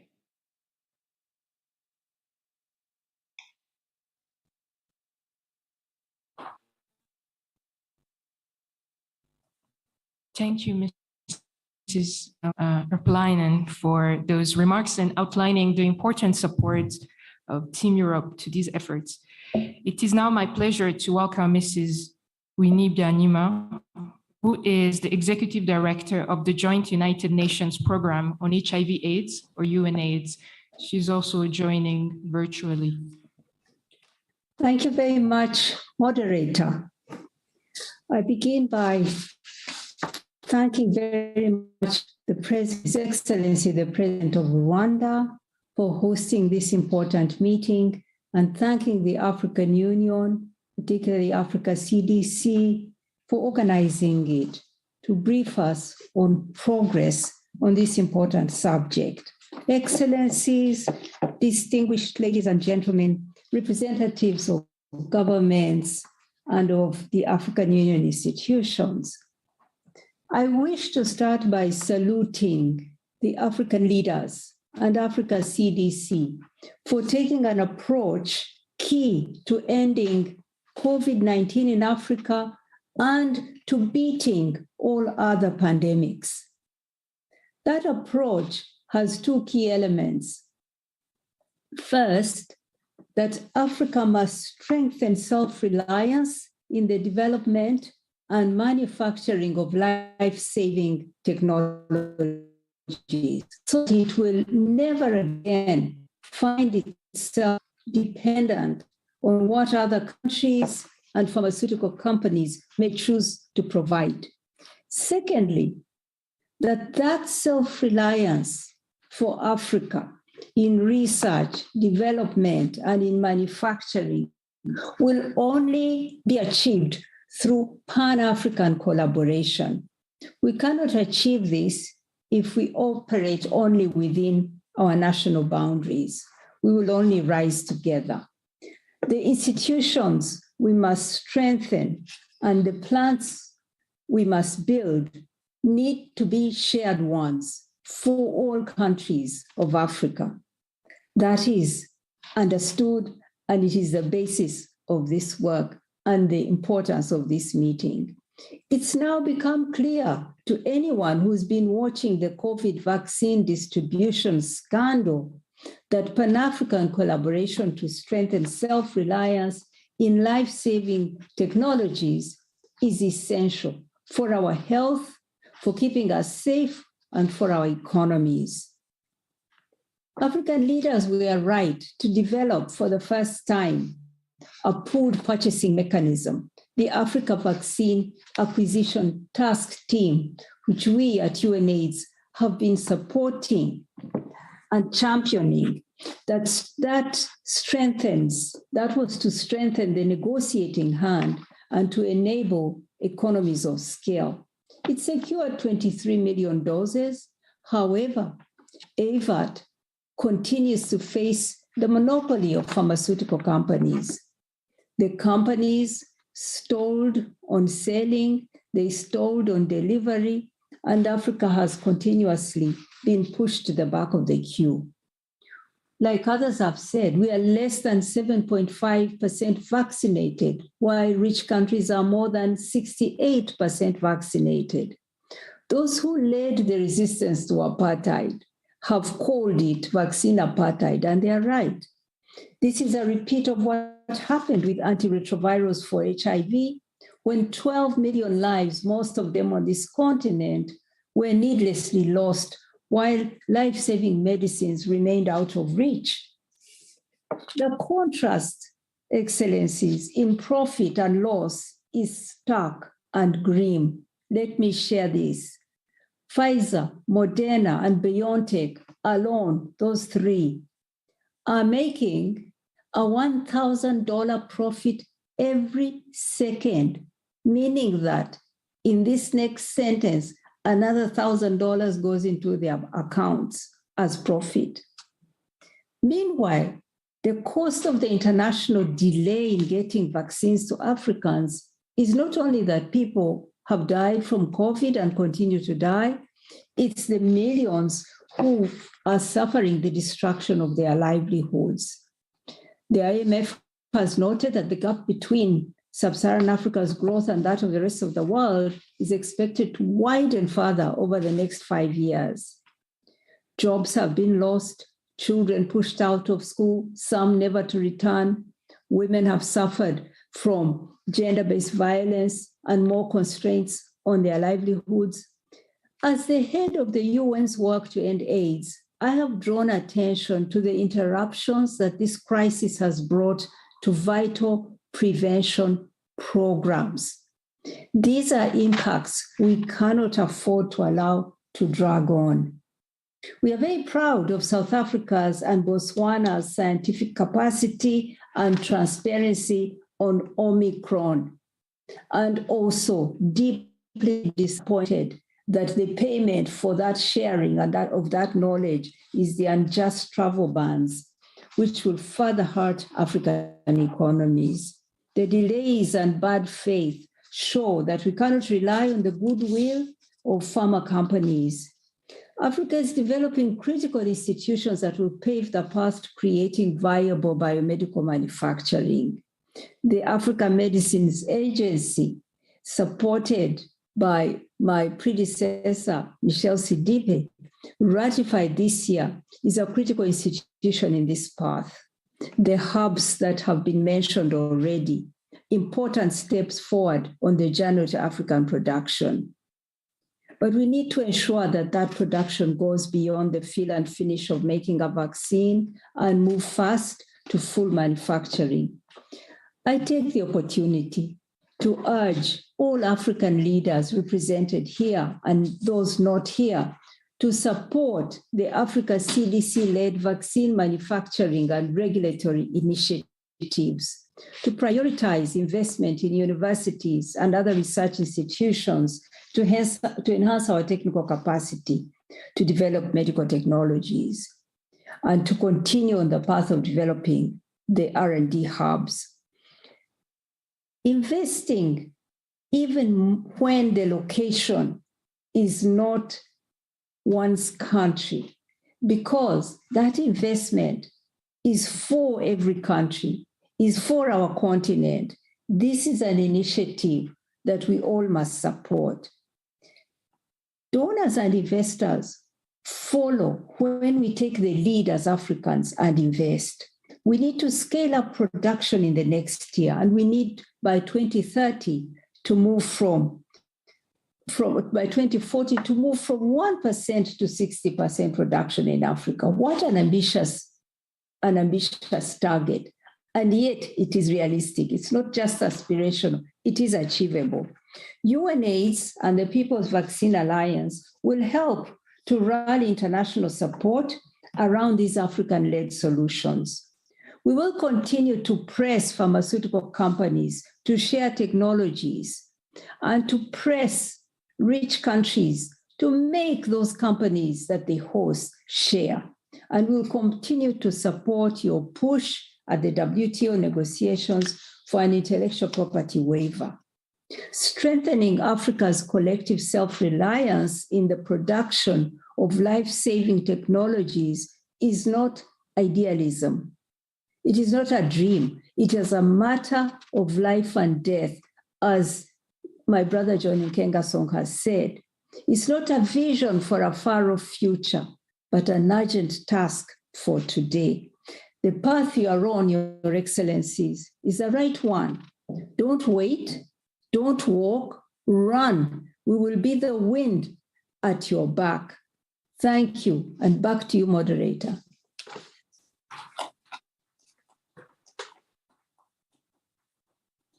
Thank you very much, Mrs. Winnie Byanyima, for those remarks. Our next speaker will be Mr. Salomon Kwainor, who's the Vice President of Private Sector Infrastructure and Industrialization at the African Development Bank Group. He's also joining us virtually. Thank you very much, moderator. Good morning, Your Excellency, President Paul Kagame, Excellencies, colleagues, ladies and gentlemen, all protocols observed. We highly appreciate this opportunity to discuss progress since the last conversation in April of this year.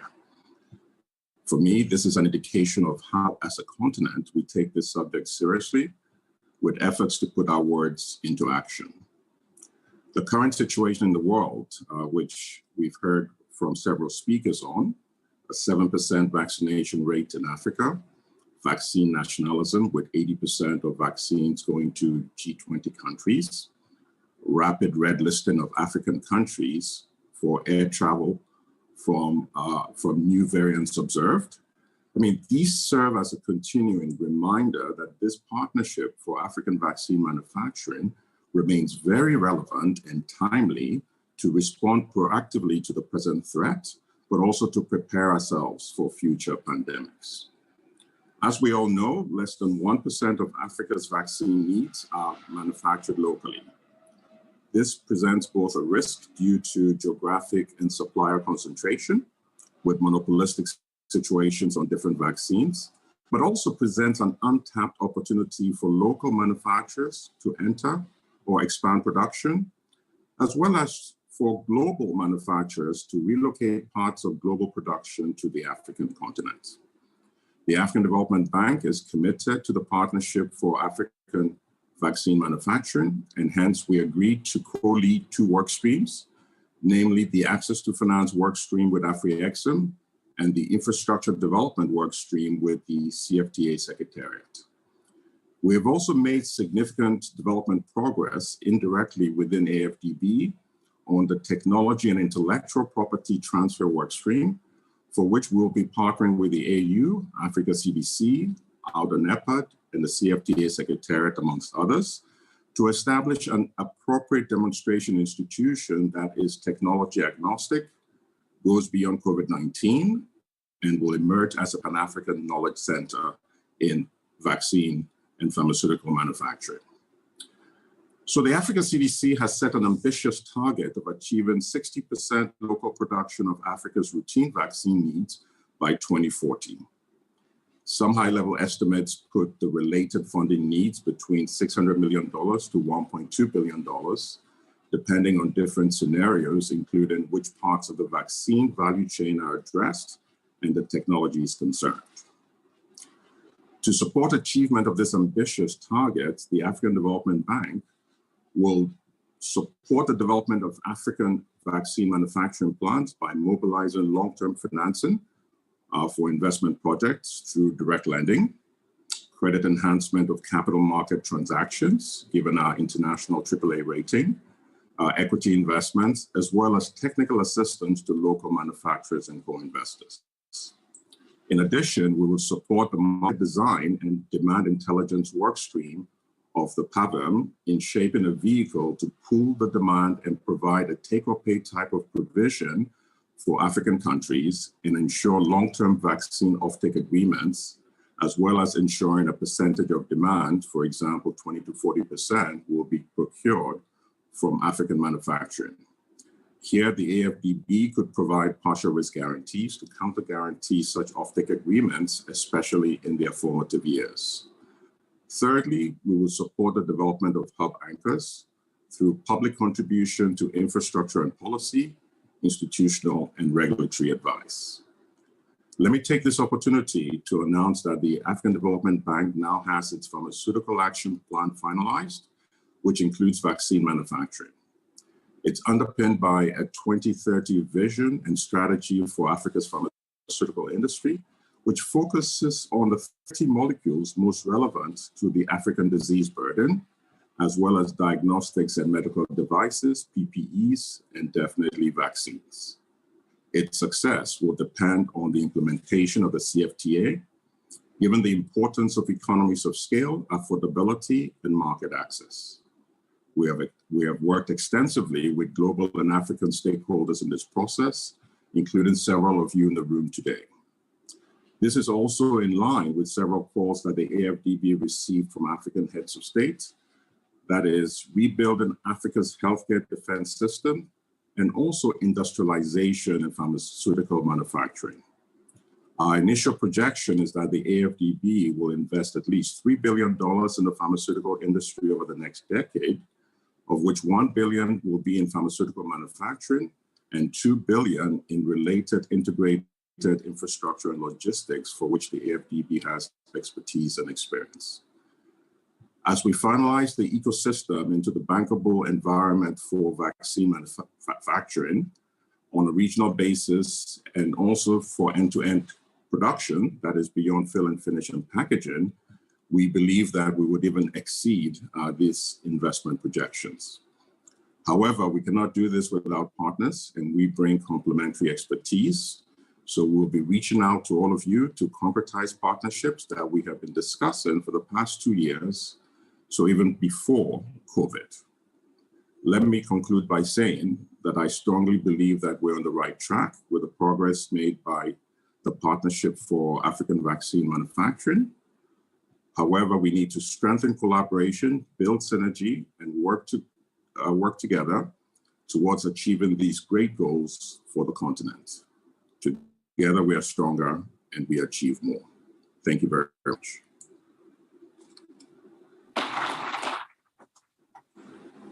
Thank you very much, Mr. Salomon. Our next speaker will be Professor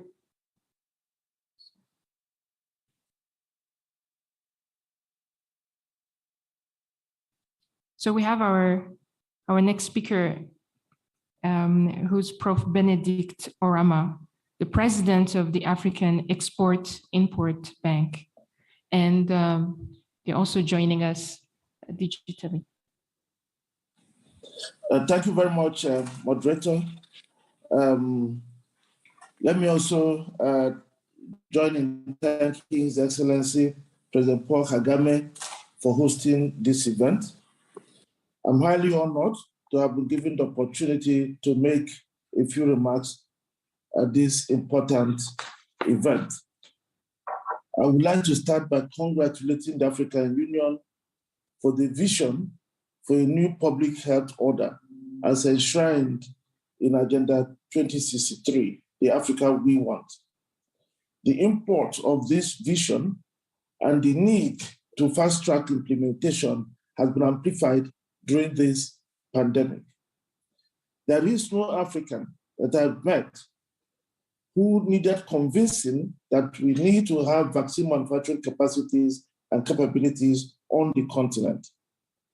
The indignity the continent suffered, as well as the destruction of lives and livelihoods that the pandemic has caused, are all pointers to the inestimable cost of our not taking control of our own health security. Our President Bank is pleased to be a key partner of the Partnership for Vaccine Manufacturing in Africa, and to be co-leading the access to finance workstream with the African Development Bank.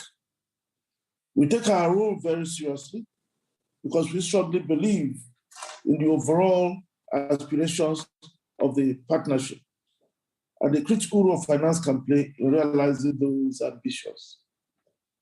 Just as the bank acted decisively in providing the $2 billion that were required for the procurement of 400 million doses of Johnson & Johnson COVID-19 vaccines through the African Vaccine Acquisition Trust mechanism. We're also deploying the same zeal and energy to make sure that vaccine manufacturing in Africa will not end the sloganeering and statement of wishes. Working with the private partners, we will make sure that we create vaccine manufacturing capacities on our continent. And we are pleased as a bank to be working with some of those countries that have been mentioned today as advancing on their vaccine manufacturing. We are committing an amount of $400 million as initial commitment towards the goal of supporting vaccine manufacturing in Africa.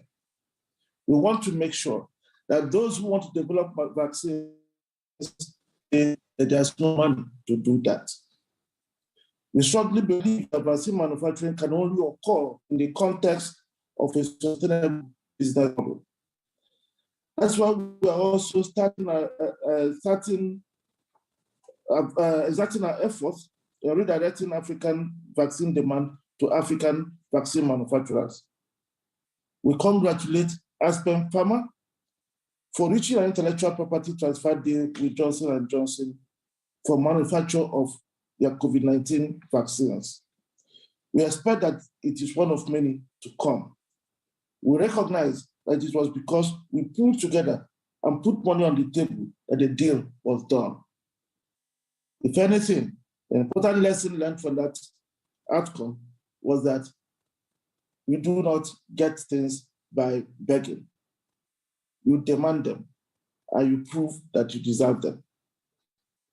At Afcfta Bank, we have created a facility for supporting vaccine manufacturers to access intellectual property rights. We will support pharmaceutical manufacturers in paying license fees and provide assurance to owners of licensed intellectual property that they will be used in accordance to the agreed terms. We will also support existing manufacturers on the continent to expand their capacity and upgrade their facilities to required standards. We thank the WHO and the UNICEF for agreeing to put together a working group to be able to identify facilities on the continent that can be upgraded in this way, so that they can then redirect their demand to those facilities. It is only through this that we begin to create capacities for manufacturing therapeutics and vaccines on the continent. We must put an end to the current situation where 99% of the over $1.3 billion worth of vaccines consumed by Africa is supplied from outside Africa. This exports jobs, sources of livelihood, and our health security. While access to finance is a necessary condition for creating sustainable vaccine facilities on the continent, access to markets is a sufficient condition for achieving that. Fostering business models built on demand certainty is critical, as Solomon mentioned earlier.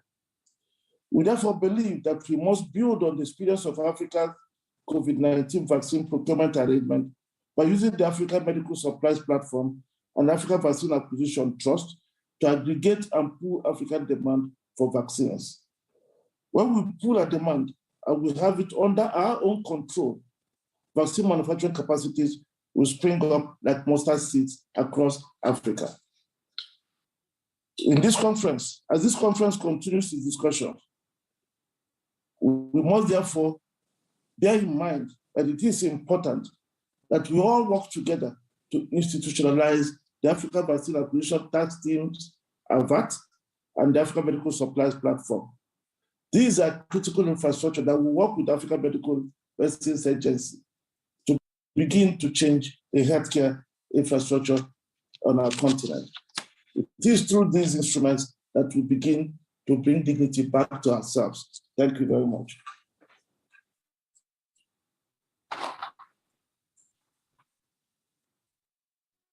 Thank you very much, Professor Orama, on behalf of the Afcfta Bank, which you represent.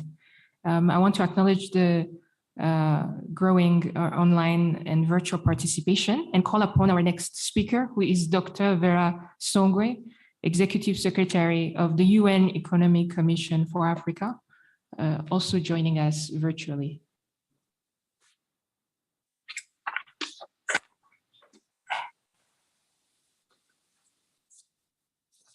Thank you very much, Your Excellency President Kagame, distinguished Excellencies, representatives of presidents, Your Excellency, the Deputy Commissioner of the African Union, my brother John Kengasong, head of the CDC, all distinguished participants. Let me start by saying it's a very great pleasure to be here today. It's an amazing feat to see this event actually happening. Congratulations to all of the CDC and African Union team for doing this and for everybody who's worked on it. Previous outbreaks on the continent and most recently the COVID-19 pandemic have demonstrated the need for Africa to strengthen not only its health systems, but also the inter-regional trade and collaboration between countries to allow for easier trade of vaccines and other medical products on the continent. Part of our mandate as the Economic Commission for Africa is to promote economic and social development of our member states and to foster inter-regional integration. For this reason, we have been honored to be working alongside the CDC and all the other partners that are here today with us to see how we can foster more vaccine production on the continent. This is not only to strengthen our health systems, but it is also, in particular and more importantly, to strengthen employment, promote jobs. And I think that Michelle Sidibe has spoken a lot about that already. We know that today we import about 14.6 billion worth of medical products from outside the continent. That's about 6 million jobs. With COVID, we cannot afford to continue to export our jobs literally, which is what we're doing when we import products that we can produce on the continent. The only way to strengthen our health systems is to promote economic development, social development, by reducing the continent's reliance on foreign aid and the supply of critical vaccines, mitigating the risk of supply chain disruptions from crises that were evident over 2 years ago as we worked together with UNAIDS and my sister Winnie on reports around Africa's dependency on external buyers and suppliers for health commodities, promoting trade policy harmonization that would result in increased trade between African states. And for this, let me celebrate again Michelle's work in getting the AMA ratified, as well as everybody else here who has been here, all the countries that have ratified. Those who haven't ratified, of course, we call on them to continue. Yes, we have it in place, but we need all the countries to come with us on that. The ECA has been tasked with delivering on the vaccine acquisition manufacturing module and to work on that. We're very happy to work alongside, of course, many of them to see what we can do with vaccine manufacturing. We come to the problem from two different perspectives. We come to the problem, of course, saying we need to produce COVID vaccines, but we also say that we need to produce a much wider range of vaccines. Winnie and Michelle and many others, John, have spoken about the need for vaccines on the continent. Vaccines are one of the tools in building forward better as we build out of this crisis. Africa represents 4% of the global vaccine market by value, about 1.3 billion, but represents 25% of the global volume. There remains a large and unmet need of immunization. Over 4.9 million children in Africa today are under-immunized, and some other programs have more significant gaps. So closing these gaps of coverage is going to be important. The reason we talk about these other vaccines is important because for Africa to actually have a successful, profitable vaccines industry, we're going to have to mix and match. We're going to have to produce not just the COVID vaccine, but many other vaccines. Each year in Africa, more than 30 million children suffer, and over 500,000 children die from vaccine-preventable diseases. These deaths represent 58% of all global vaccine-preventable deaths, namely from cholera, Ebola, the Ebola virus, hepatitis, and HPV, influenza, maternal tetanus, and others. It is important to note that the cost of only 4 vaccines, retrovirus, pneumococcal diseases, measles, and rubella, cost the African continent $13 billion every year. If we could produce these vaccines as well on the continent and come around the PAVM initiative as we're doing around the COVID vaccine, we will, one, reduce our imports by 13 billion, create more jobs, and essentially bring more technology to the continent and clearly provide better health for the continent. That is why talking about the COVID vaccine, but these other vaccines, measles, rubella, and retrovirus, are an important set that we must look at. In Africa, there are about 600 pharmaceutical value chain players concentrated in 8 countries, agglomerating about 80% of total production. We've heard about some of those countries mentioned in John's presentation. We're in Rwanda, of course, which is one of them. We hope that we can have many more along that supply chain. I think that it was WTO and Ngozi who was saying that for each COVID vaccine, we have 80 different component parts that get into it. So yes, we're talking about the vaccine finally produced, but there is that supply chain, and this is the core and the heart of the African Continental Free Trade Area Agreement, is how do we bring these different various supply chains across the continent, not just in the 8 countries we're talking about, but those who are going to be supplying component parts, the bottling, the capping, and others, to come together around this African vaccines initiative and ensure that we can actually produce. Continentally, the Pharma Initiative, which has a 3-pronged approach, pool procurement, we have talked about. We're very happy to see the African Medical Supplies Platform recognized and happy to have been part of the creation of that. Capacitating local production while ensuring good quality with AMA, of course, the component parts of all that we need are coming together. We finally need financing, and we've heard from Solomon at the African Development Bank, blended finance is going to be important, additional financing, where the Economic Commission for Africa continue to ask for on-lending of the special drawing rights for the creation, actually, of a vaccines facility as well at the IMF, so that countries can have access, one, to buying vaccines, but also to ensure that as we try to stand up vaccines facilities on the continent, we have access to cheaper, affordable, and accessible financing. Furthermore, the role of communication is going to be particularly important. As we have seen, our continent still picks and chooses the vaccines it wants and takes and needs. So even as we create continental vaccines, and the announcement in South Africa was particularly important because it's already an international global vaccine, we need to ensure that we can also domesticate the need to begin to produce and consume African-led and African-made vaccines. Leveraging the Afcfta pool procurement purchasing facility is going to be important for this. I want to thank again, and very proud to have worked beside Strive Masiwea, of course, Africa CDC and Afri-Exim Bank, to come together to do the pool procurement. Pool procurement is going to be particularly important. We see the reason why Africa has not been producing vaccines is because the Gavis and the COVAX, the UNICEF have not been able to procure from the continent. If we can ask and make our demand pooled, when Africa works together, we can demand better, we can demand more, and we can demand cheaper. We're today buying vaccines at much cheaper rates, and many more countries can have it. We cannot underestimate, of course, the power of technology, digital solutions that will help us as we begin to stand up an African vaccines manufacturing system on the continent, thereby strengthening our digital systems is also going to be an important part of strengthening the health infrastructure on the continent. Working alongside our health and technology experts on the continent is going to be a particularly important thing.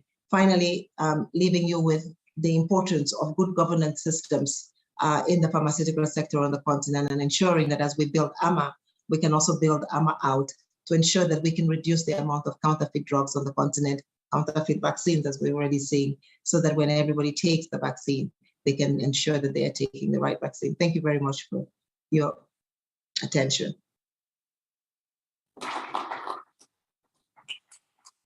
Thanks to Dr. Vera Songwri, speaking on behalf of the UN Economic Commission for Africa. I would like to recognize the support of the Susan Buffett Foundation, represented in this room today by Professor Senaïd Fusseha, who's the Director of Global Programs and the Professor of Obstetric and Gynecology. Dr. Senaïd, you are welcome.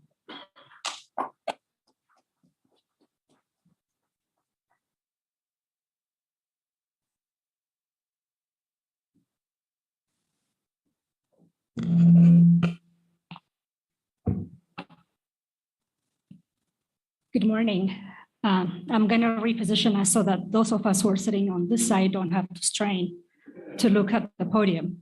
Thank you, Excellency Dr. Monique Sanzabenawa, Deputy Chairperson of AU, Excellency Dr. John Nkengasong, Director of Africa CDC, colleagues, friends, the diplomatic corps, all protocols observed.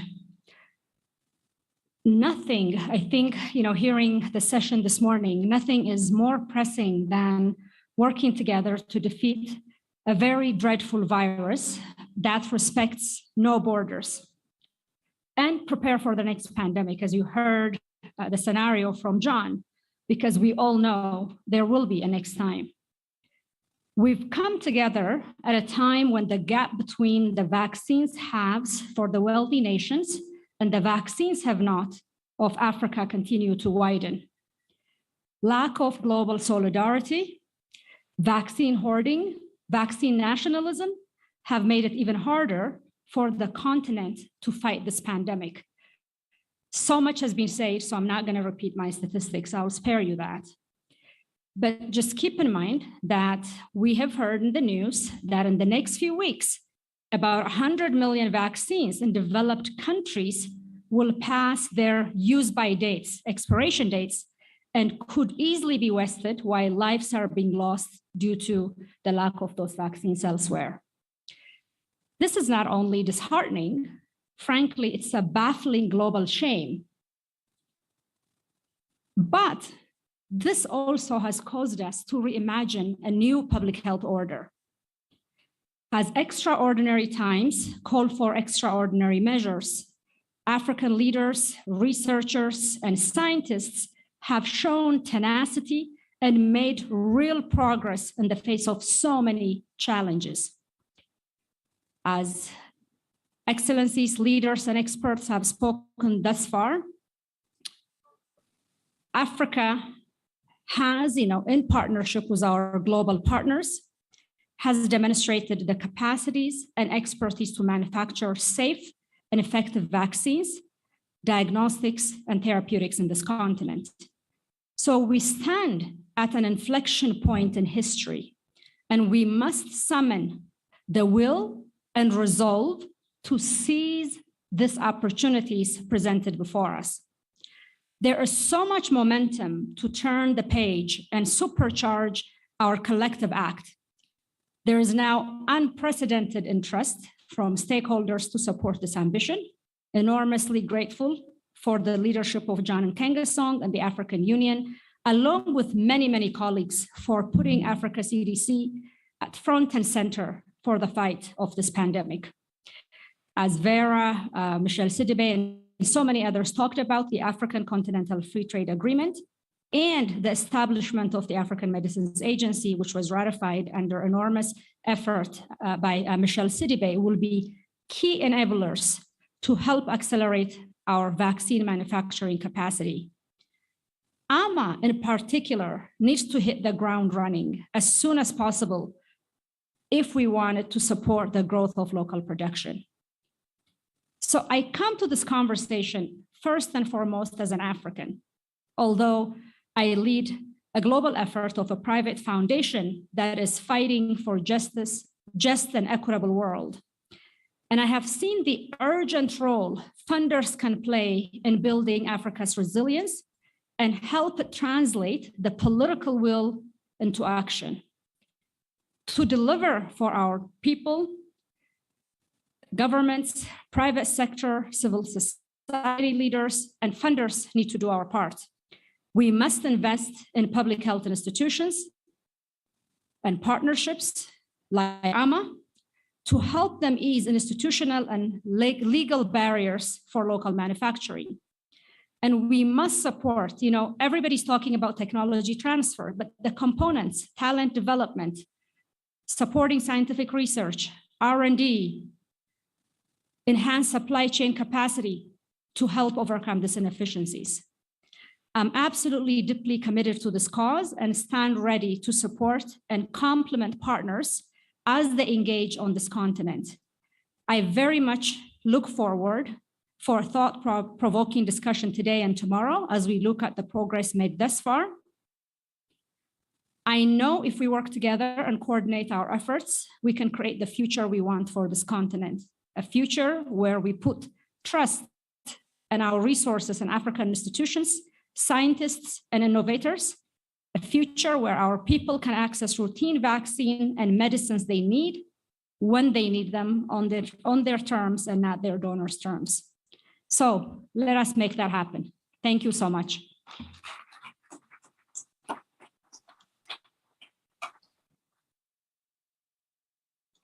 Thank you very much, Dr. Sinait, and thank you for the support of the Susan Buffett Foundation. As we prepare to end this session, we have one more speaker, who is Mrs. Rita Roy, the president and CEO of the MasterCard Foundation, who's also has a virtual address. President Felix Tshisekedi, Your Excellency, President Paul Kagame, Your Excellency, President Cyril Ramaphosa, Your Excellency, President Macky Sall, Your Excellency, President Abdel Fattah al-Sisi, Your Excellency, Deputy Chairperson of the African Union, Monique Nsanza Baganwa, Director of the Africa CDC, Dr. John Nkengasong, AU Envoy for the African Medicines Agency, Dr. Michelle Sidibe, distinguished guests, I'm so pleased to join with you today. The last 2 years have underscored the imperative for a new public health order for Africa, with vaccine manufacturing as its cornerstone. Let me first thank you for your leadership in setting a bold target of ensuring 60% of Africa's vaccine demand will be met through regional production, and for your action to make this possible. We're well on our way. Much has happened. Great strides have been made since April, when we launched the Partnership for African Vaccine Manufacturing. And now, with the establishment of the African Medicines Agency, it too will play a central role in harmonizing regulation. Now we have to go further, advance together, coordinate our efforts.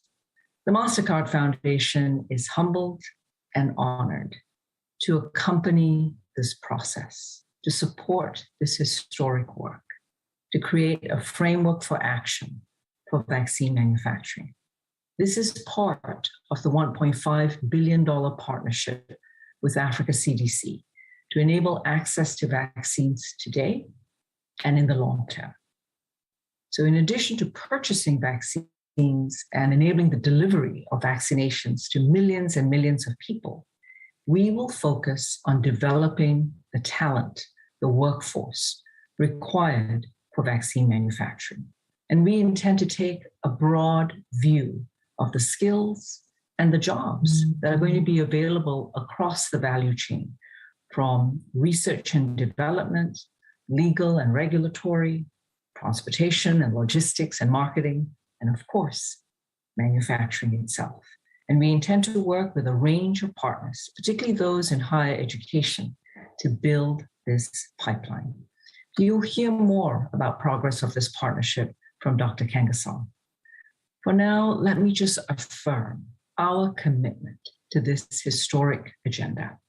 One of the silver linings, if I can just use that term, one of the silver linings that has emerged from this pandemic is the solidarity we have seen across the continent, leadership, action, and the rise of African institutions, the African Vaccine Acquisition Trust, the African Medical Supplies Platform, the African Medicines Agency, and of course, Africa CDC. Today, we need to build on this momentum, focus our effort so that we ensure a healthy, secure future for all of Africa's citizens. And we look forward to being part of this journey with all of you. Thank you.